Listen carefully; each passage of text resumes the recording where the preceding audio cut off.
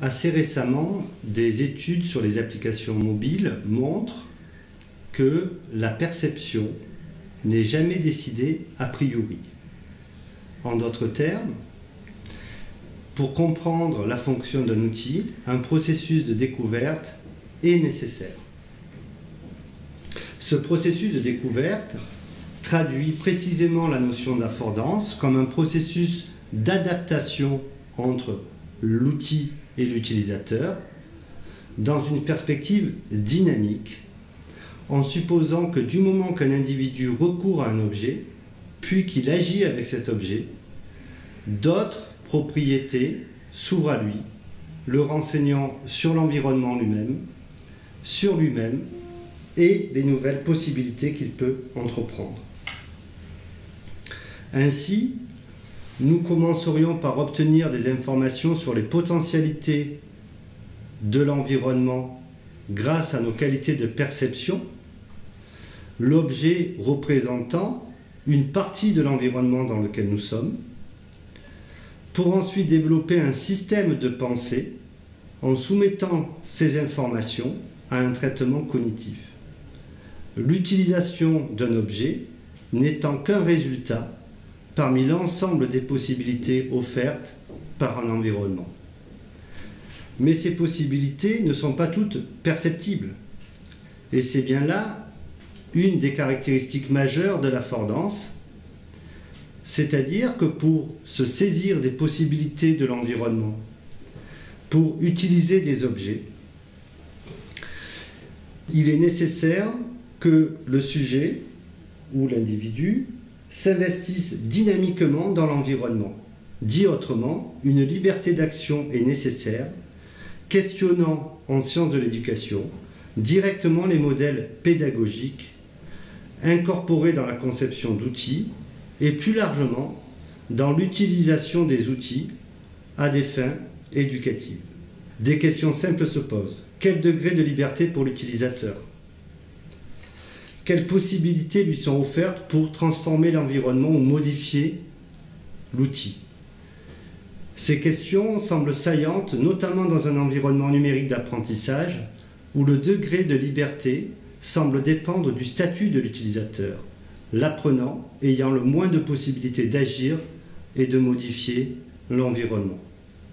Nous comprenons là que l'utilisation de l'outil dépend du statut social au sein d'un environnement. Comme l'explique Morgani, tout rapport aux outils implique donc d'étudier l'environnement socio-culturel dans lequel se situe un individu, les conventions et la position sociale qui influencent les possibilités d'action, d'autant, comme il vient de l'être précisé, que tout environnement technique implique une structure sociale, comme en témoignent les droits d'accès à un intranet ou à une plateforme d'apprentissage. C'est précisément le pouvoir d'agir qui est fondamental et qui va permettre d'étudier l'affordance d'un objet à partir de principes écologiques. La dynamique écologique de l'affordance, telle que considérée aujourd'hui, semble articuler une distinction opérée au départ par Gibson entre la cognition perceptive ou la connaissance de l'environnement et la cognition symbolique, c'est-à-dire la connaissance à propos de l'environnement. C'est bien dans cette articulation, connaissance de l'environnement et connaissance à propos de l'environnement, que se situe l'étude de processus spécifiques liés à l'affordance des objets. L'affordance se définit comme l'identification d'une possibilité. Pour identifier une possibilité dans un environnement, il est nécessaire qu'un maillage de phénomènes ait lieu simultanément, lié notamment à la connaissance des individus sur le monde dans lequel ils vivent et l'environnement socio-culturel dans lequel ils se situent. 5 dimensions permettent de comprendre les processus liés à l'affordance des objets. Premièrement, la dimension paradigmatique ou les connaissances incorporées dans l'outil. Tout outil est le fruit d'une histoire technique et humaine. La calculatrice, par exemple, concrétise une période de la civilisation humaine qui a fini par s'accorder sur une manière de symboliser la numérotation, puis de compter. Si la finalité d'un outil est l'incorporation de connaissances consensuelles pour une période donnée, il propage une culture humaine et des connaissances qui sont une manière de comprendre le monde. C'est ce qui est appelé la fonction paradigmatique des outils. Ainsi, lorsque nous utilisons un outil, nous participons à la validation de la connaissance qui est incorporée dans l'outil, faisant référence à un paradigme dominant, tout en apportant notre propre conception du monde, en l'adaptant à nos besoins, à notre environnement, situation problème, et à nos propres connaissances et valeurs. Deuxièmement, la dimension socio-historique. Si tout outil est lié à un projet de conception et à une finalité pragmatique, encore appelée dimension praxéologique, il incorpore et influence notre conception du monde, appelée dimension paradigmatique.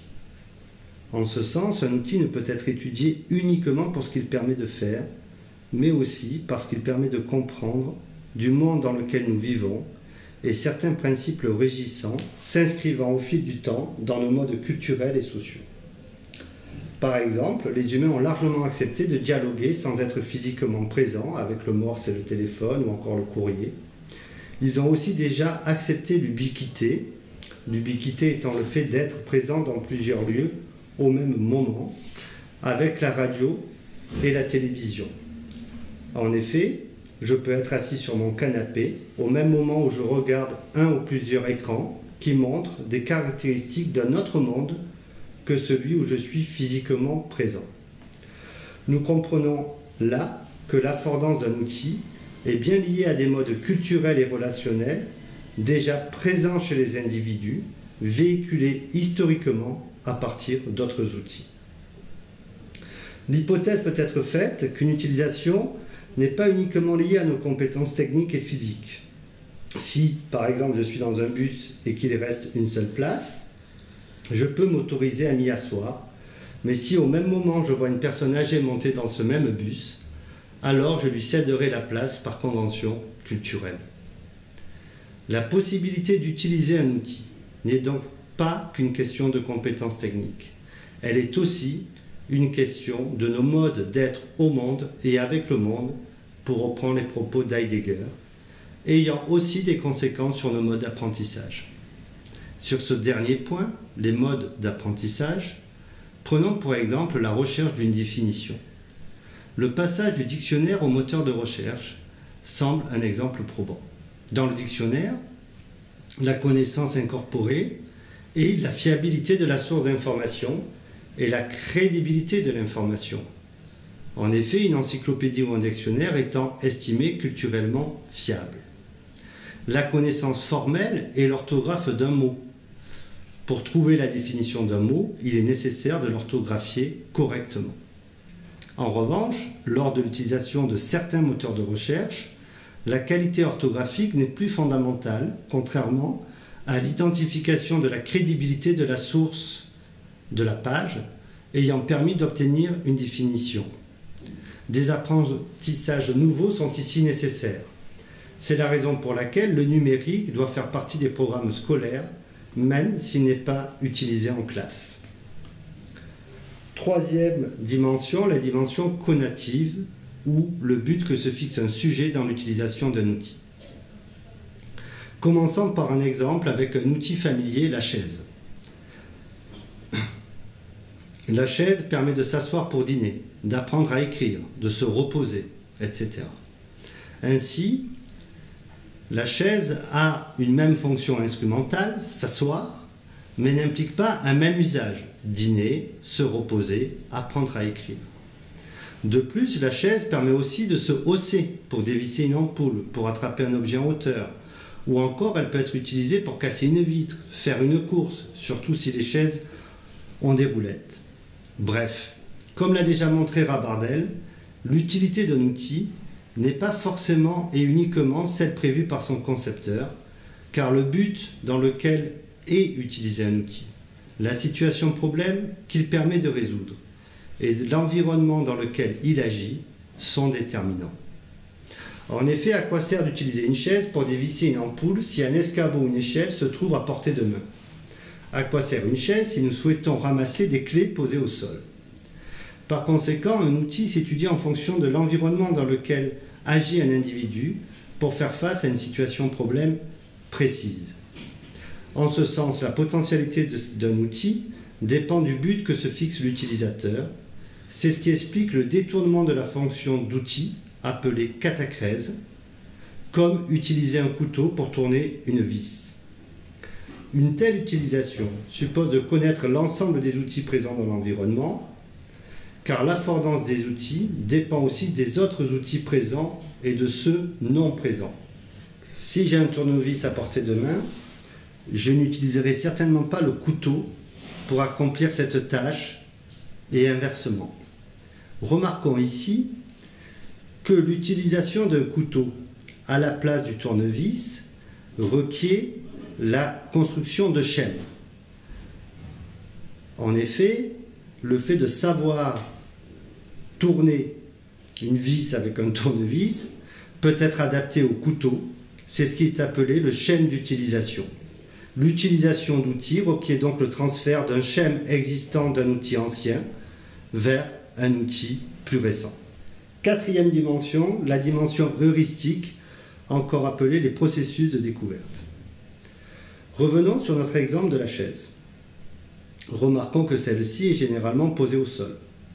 Si l'humain peut s'y asseoir, c'est car une stabilité est possible par les pieds de la chaise qui, posés sur un sol stable, sont soumis à la loi de la gravité, comme l'est aussi l'humain.